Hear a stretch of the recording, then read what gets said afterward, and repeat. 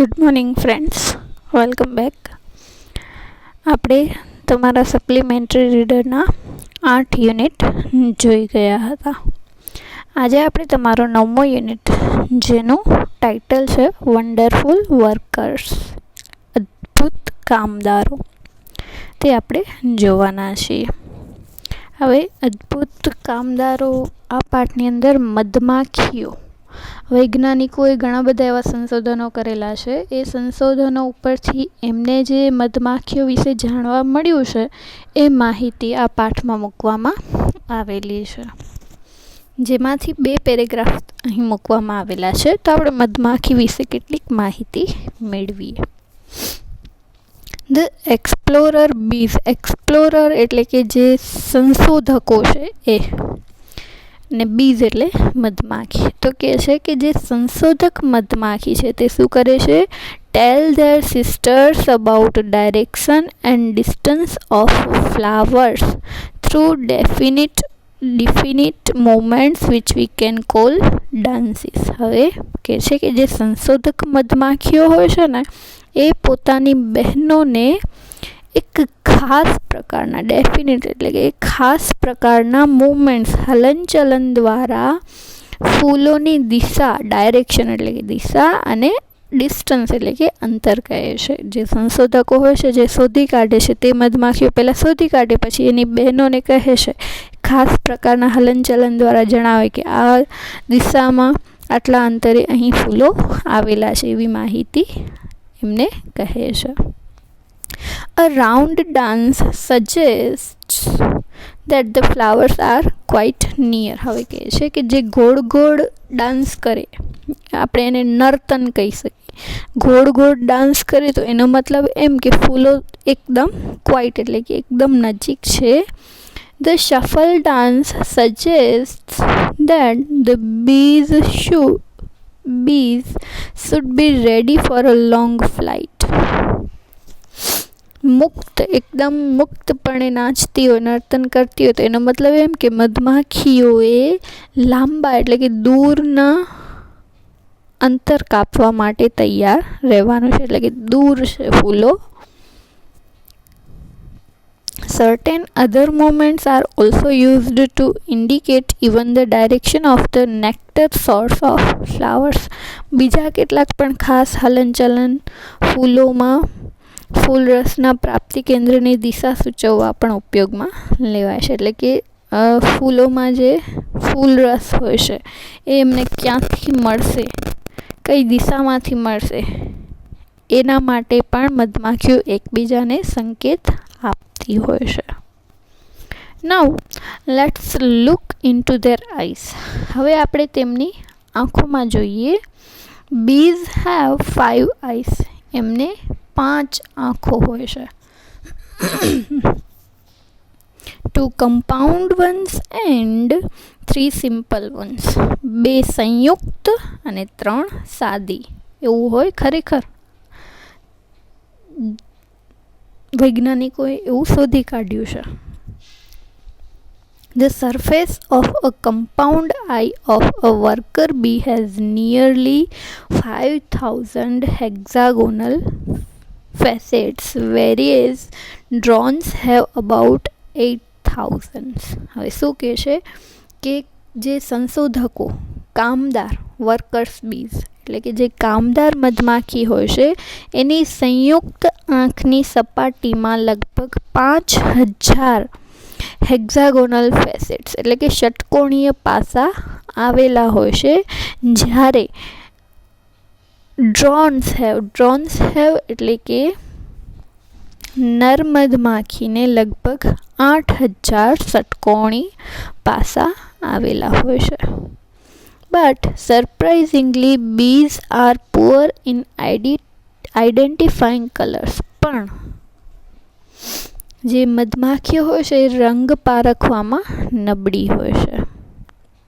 They can identify blue, yellow and white color only. તે માત્ર ને માત્ર વાદળી, પીળો અને સફેદ રંગ જ પારખી શકે છે. They cannot see the red color at all. તે લાલ કલર તો એમને જોઈ પણ તેઓ શકતી નથી, એટલે કે લાલ કલરને તેઓ નથી જોઈ શકતી એવું વૈજ્ઞાનિકોએ સાબિત કર્યું છે. તો આ માહિતી મધમાખીઓ વિશે અહીં આપવામાં આવેલી છે. એના જે ક્વેશ્ચન આન્સર છે તે આપણે જોઈએ. પહેલો છે, what do the explorer bees indicate through dances. Dance દ્વારા એ શું સૂચવે છે? તો the explorer bees indicate the direction and, પેલી જ લાઈનમાં છે, direction and distance of flowers through dances. બીજો ક્વેશ્ચન છે, what does a round dance suggest. Round dance દ્વારા શું સૂચવે છે?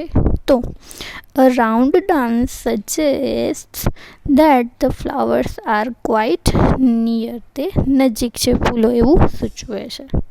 ત્રીજો ક્વેશ્ચન છે, what does a shuffle dance suggest. Shuffle dance મુક્ત નર્તન શું સૂચવે છે? તો a shuffle dance suggests that the bees should be ready for a long flight. લાંબા અંતર કાપવા માટે તૈયાર રહે. એના પછી છે, what do you know about a compound I of a worker bees. જે કામદાર માખી હોય છે એની સંયુક્ત આંખ વિશે શું જાણો છો? તો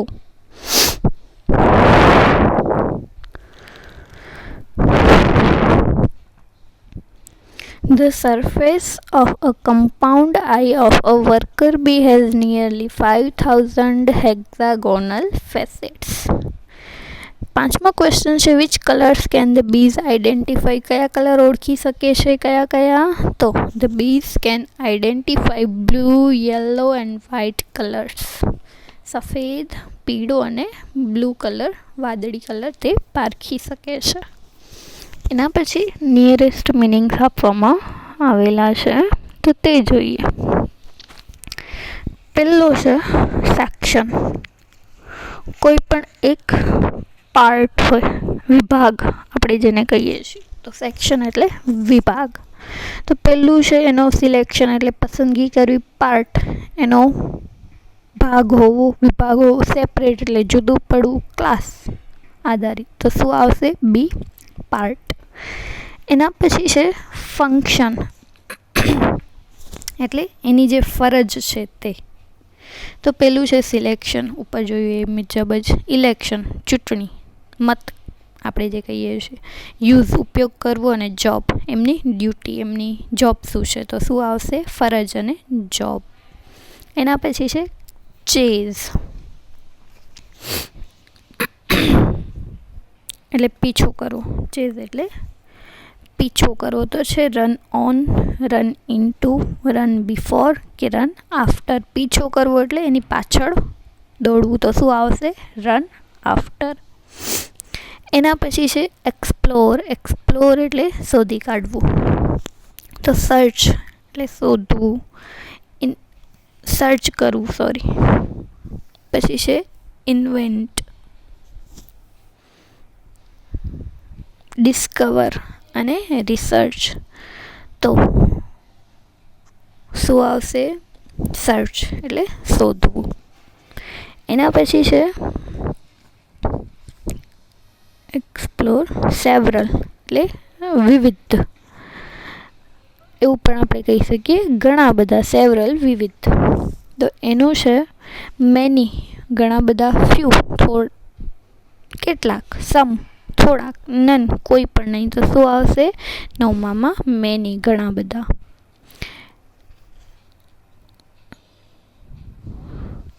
એના પછી છે ડેફિનાઇટ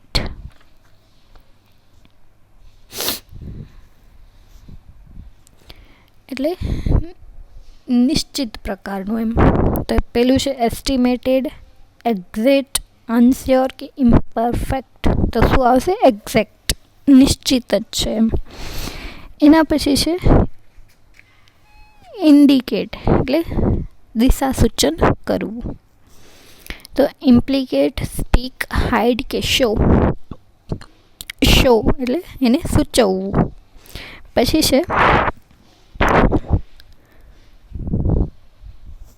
ફેસિટ એટલે પાસું, તો એના છે ટેપ, ફોસેટ, ફેશ કે વ્યૂ.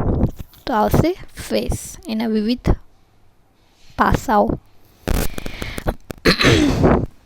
એના પછી છે સ્ટ્રક્ચર એટલે એનું માળખું, તો છે આઈડિયા, ફોર્મેશન, થોટ કે બ્રેઇન વેવ. તો આવશે ફોર્મેશન, એનું માળખું.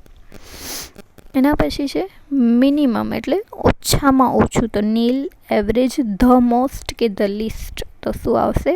ધ લિસ્ટ એટલે ઓછામાં ઓછું.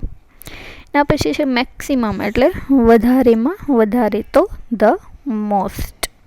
એના પછી છે સ્પેસ જગ્યા, તો આવશે ફૂલ, એમ્પ્ટી, પ્લેસ કે બ્લેન્ક. તો આવશે પ્લેસ એટલે જગ્યા. આ હતા તમારા 9મા યુનિટના ક્વેશ્ચન આન્સર્સ અને નિયરેસ્ટ મિનિંગ્સ, જે તમારે સ્વાધ્યાય પોથીની અંદર લખી અને એના ફોટોઝ મને મોકલવાના રહેશે. આગળનું આપણે આવતા વિડીયો લેક્ચરમાં જોઈશું.